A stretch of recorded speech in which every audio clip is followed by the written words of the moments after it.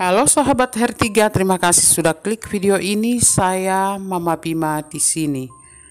Kadang-kadang kita merasa bahwa hidup ini kenapa begini-begini saja. Kenapa ya kebersamaan dalam pertemuan doa di komunitas rasanya tidak ada semangat sama sekali. Di awal-awal komunitas ini berdiri banyak sekali orang yang datang, tapi makin ke sini mulai berkurang. Apa ya yang bisa membuat hidup ini menjadi terasa lebih hidup lagi?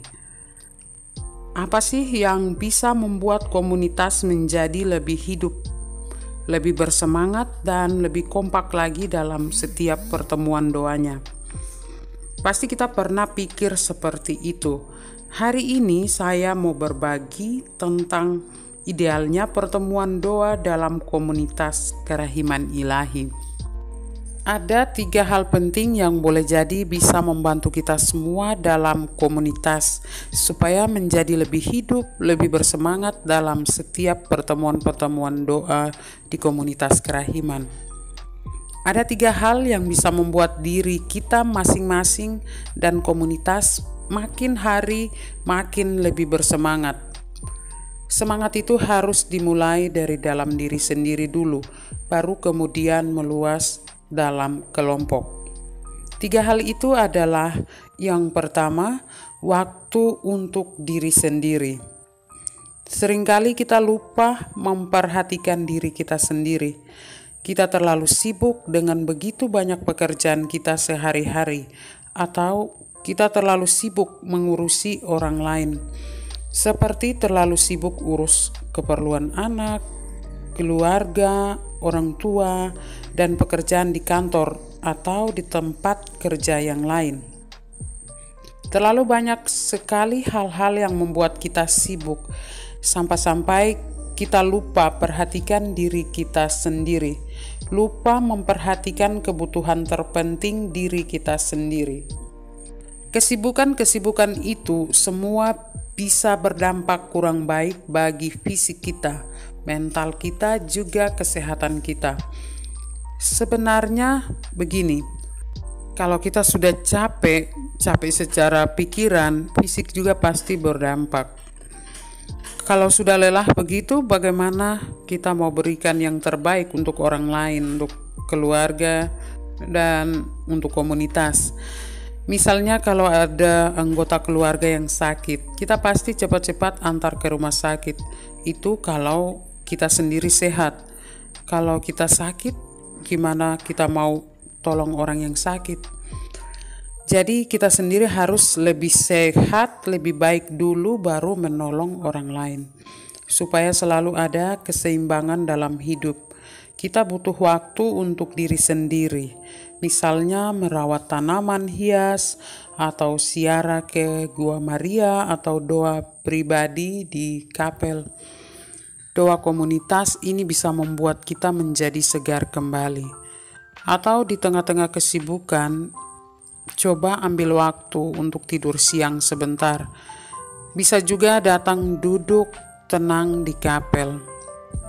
Saya biasanya sempatkan diri ambil kunci kapel, terus masuk ke dalam kapel sambil duduk, memandang gambar kerahiman saja.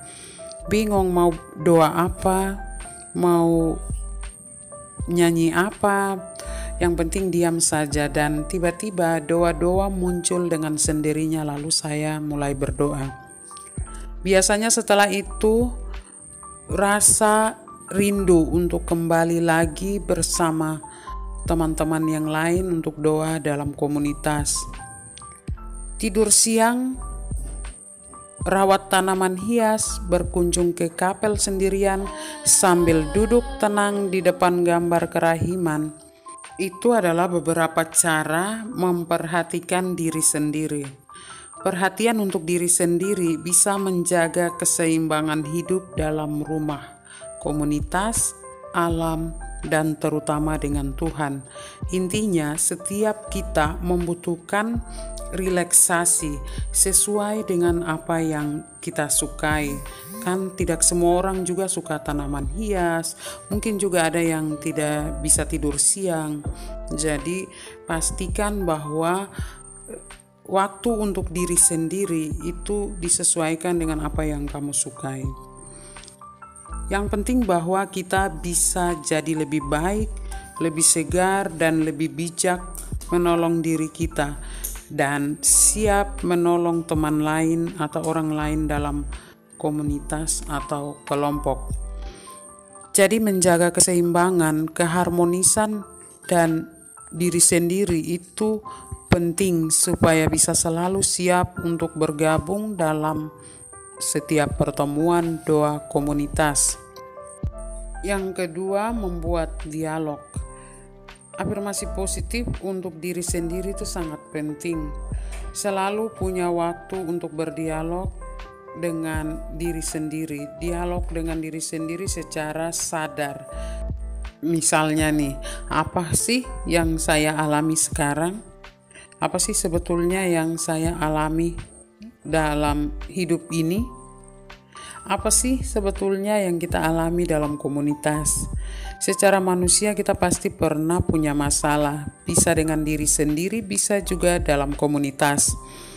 Coba kita cari apa penyebab masalah itu. Apa yang bikin komunitas menjadi sepi, tidak banyak yang datang berdoa di kapel. Apa sih sebenarnya yang buat saya malas berdoa bersama di komunitas? Tanpa kita sadari, hasil dialog yang kita bangun dalam diskusi dengan diri sendiri akan ada banyak hal yang dapat muncul sebagai penyebab saya enggan bergabung. Apakah ini penyebabnya? Kalau untuk komunitas, kita perlu diskusi bersama untuk mencari solusi. Kapan waktu yang pas untuk semua orang bisa kumpul berdoa bersama? Dengan tentu saja perlu pertimbangkan beberapa hal berikut. Misalnya jarak tempat tinggal dengan tempat doa bersama, entah dari rumah ke rumah atau ke kapel komunitas. Berikut juga kita perlu pertimbangkan durasi waktu doanya. Waktu doanya juga perlu dipikirkan bersama, apakah setengah jam saja atau 1 jam saja. Durasi waktu doanya bisa ditentukan bersama supaya benar-benar waktu masuk dalam hadirat Tuhan menjadi inti dari kelompok komunitas doa. Perlu juga pertimbangkan tingkat kesibukan masing-masing devosan. Apakah sibuk di hari-hari kerja atau ada waktu senggang?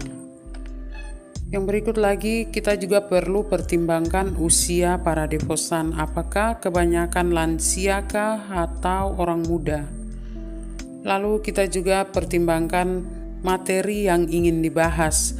Apakah pertemuan doa hanya jam kerahiman saja atau jam kerahiman dan doa koronka? Atau ibadah yang ada renungan firman Tuhan dengan kutipan-kutipan catatan harian Faustina. Yang berikut lagi kita juga perlu pertimbangkan jumlah devosan. Apakah banyak atau sedikit sehingga bisa menentukan tempat doa yang pas untuk komunitas. Lalu yang berikut lagi adalah transportasi. Nah, ini paling penting. Apakah ada transportasi masing-masing anggota, entah kendaraan pribadi atau transportasi umum? Ini juga bisa didiskusikan dalam kelompok supaya tidak terlambat datang dan pulang saat berdoa. Ini semua didiskusikan bersama dalam kelompok, lalu buat keputusan bersama. Berapa kali doa dalam komunitas? Kapan waktunya? Apakah hari Jumat saja atau hari Rabu dan Jumat atau 1 bulan 2 kali pertemuan doa? Lalu tata cara doanya, apakah hanya jam kerahiman saja atau jam kerahiman dan koronka? Atau ibadah yang lengkap ada jam kerahiman, ibadat sabda, dan membahas kutipan catatan harian Faustina. Lalu ada sharing pengalaman iman di akhir waktu doa. Ini bisa dibahas dalam kelompok, termasuk apa doanya, wujud-wujud doanya, kemudian ada lagu-lagu daerah kah, semua harus didiskusikan bersama. Untuk durasi waktu idealnya 30 menit sampai 1 jam. Sisa waktu bisa digunakan untuk sharing pengalaman iman. Jangan sampai dipakai untuk bergosip ria, lebih baik bergosip tentang Tuhan Yesus. Contoh nih, di tempat saya ada komunitas kerahiman ilahi. Dalam komunitas kami ada beberapa profesi. Ada yang kerja di kantor, di rumah sakit, guru, dan ada juga mama-mama yang berjualan sayur, sagu, dan lain-lain di pasar. Tempat tinggal kami sangat bervariasi. Ada yang jaraknya 2 kilo, kemudian ada juga yang 5 kilo, dan paling terjauh adalah 9 kilo dari Kapel Kerahiman. Transportasi satu-satunya adalah ojek. Memang ada yang punya kendaraan pribadi, tapi lebih banyak pejalan kaki. Waktu awal-awal komunitas kami ada, jumlah devosan banyak sekali, tapi tersebar di stasi-stasi yang jaraknya jauh sekali. Harus ditempuh pakai transportasi sungai. Tapi kemudian kami sepakat dalam diskusi bersama, lalu kami putuskan untuk 1 bulan 4 kali pertemuan saja, yaitu di hari Jumat, hari wafatnya Tuhan Yesus. Jadi semua anggota bisa hadir dan itu ramai sekali dan lebih semangat. Jadi jangan pesimis dulu kalau yang datang ke tempat doa tuh hanya sedikit orang. Pasti ada solusi yang baik untuk komunitas ini. Idealnya komunitas kami bahwa dalam 1 bulan tuh 4 kali pertemuan doa dengan waktu doanya 30 menit sampai 45 menit. Yang ketiga, peningkatan kapasitas diri. Selalu ada sesuatu yang baik dan positif untuk dibicarakan. Yakin bahwa Yesus Kerahiman selalu menjadi andalan kita semua. Jangan pernah menyalahkan orang lain yang jarang hadir, tapi mulailah dengan dialog atau diskusi. Pasti ketemu jalan keluarnya. Setiap masalah yang muncul harus menjadi sebuah pelajaran yang membuat komunitas itu bertumbuh dalam iman, bertumbuh dalam karakter, dan bertumbuh dalam semangat yang sama, yaitu semangat kerahiman ilahi. Yang penting dari pertemuan doa komunitas itu intinya berpusat pada Allah yang Maha Rahim, pada doa-doa pilihan, bacaan Injil sesuai dengan kalender liturgi, kutipan bacaan catatan harian Faustina dan pembahasan isinya, nyanyian, doa umat, dan hal-hal lain yang mencakup segala keperluan komunitas, serta evaluasi kegiatan sejak pertemuan lalu dan rencana komunitas ke depannya. Setiap masalah yang muncul harus dilihat sebagai peluang mengembangkan karakter diri dan kelompok. Apa sih yang perlu dikembangkan? Karakter-karakter yang ada dalam diri Faustina sebagai devosan. Kita perlu meningkatkan kapasitas diri sebagai seorang devosan yang lebih baik, yang memiliki semangat hidup seperti Santa Faustina dalam doa, dalam komuni kudus, pengampunan, bekerja dengan penuh rasa tanggung jawab, mengandalkan Tuhan dalam seluruh hidup kita, selalu melakukan perbuatan baik, menolong orang sakit, dan menolong sesama.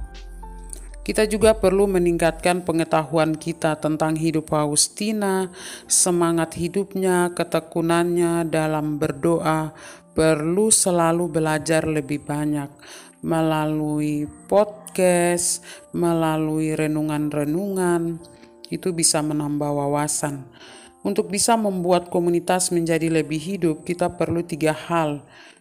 Yang pertama, menyediakan waktu untuk diri sendiri. Yang kedua, dialog positif. Dan yang ketiga, meningkatkan kapasitas diri, supaya kita menjadi seorang pribadi dan devosan dalam kelompok sesuai dengan ciri khas terbaik secara pribadi maupun komunitas. Semakin hari kita menjadi lebih baik dan makin hari makin mencintai diri sendiri secara positif, sesama, dan terutama Tuhan.